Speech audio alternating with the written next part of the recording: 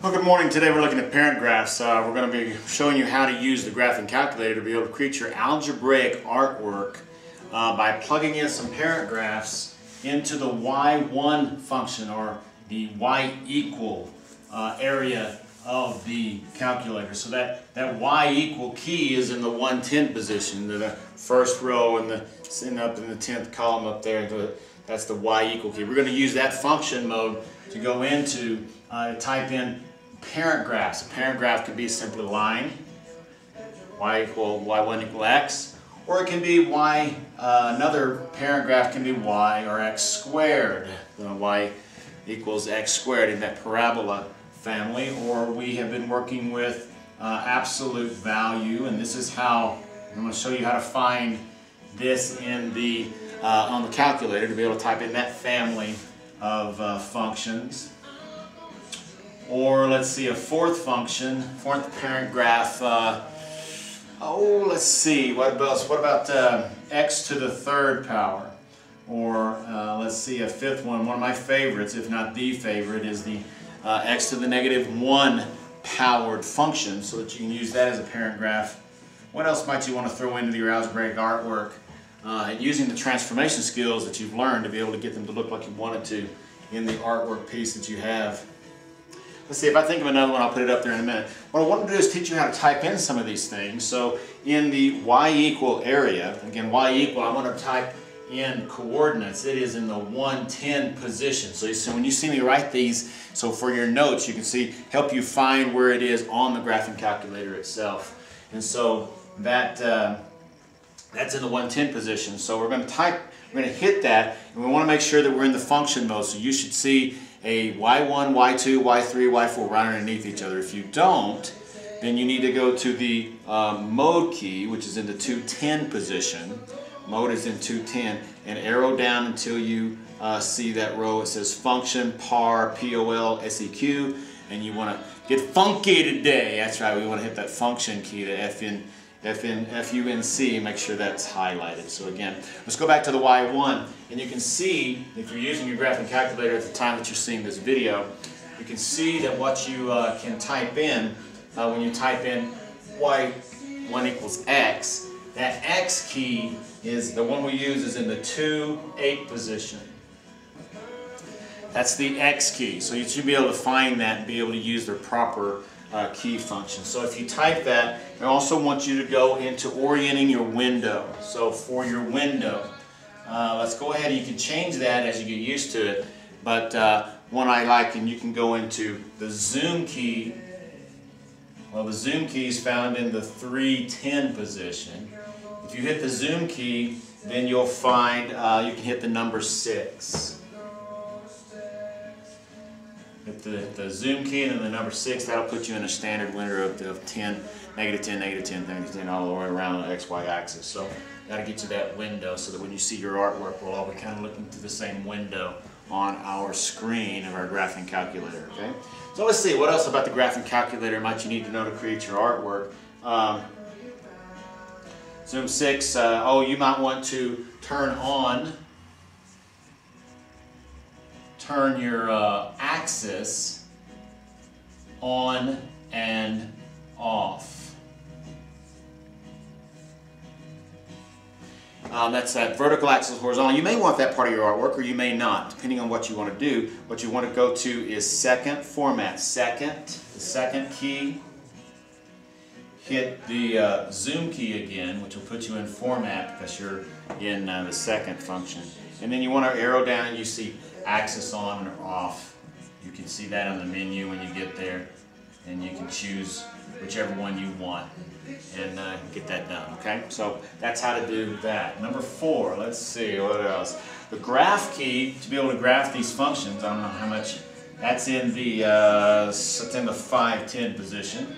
You can always hit graph, and if you've got your function typed in right, it'll graph that. So we're going to play with it a little bit. You can just play, you can mix and match. You can write any of these functions anywhere, and then you can transform them. For the algebraic artwork project, what you must do is demonstrate all 6 transformations at least once. You need to vertically shift, stretch and compress, or reflect. you need to horizontally shift, stretch and compress, reflect. You must show that at least once with parent graphs. So as you keep playing with these parent graphs and typing it in, you'll be able to play with that and see what kind of artwork shapes up and get it to move and shift and stretch and do the things that you want it to do.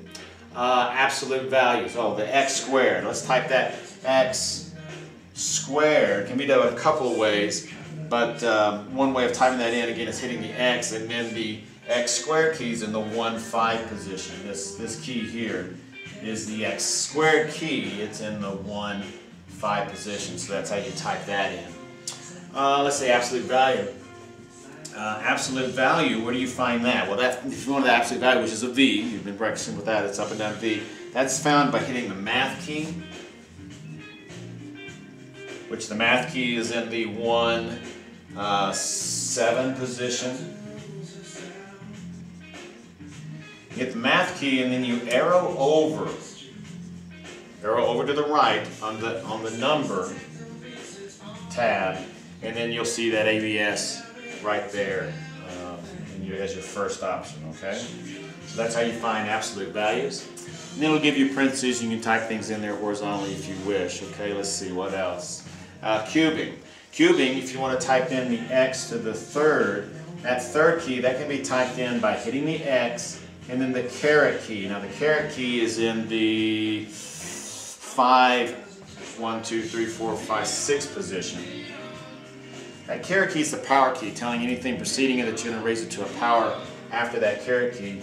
Let me write 5, 6 in its position right above it, because what you want to type in next is 3.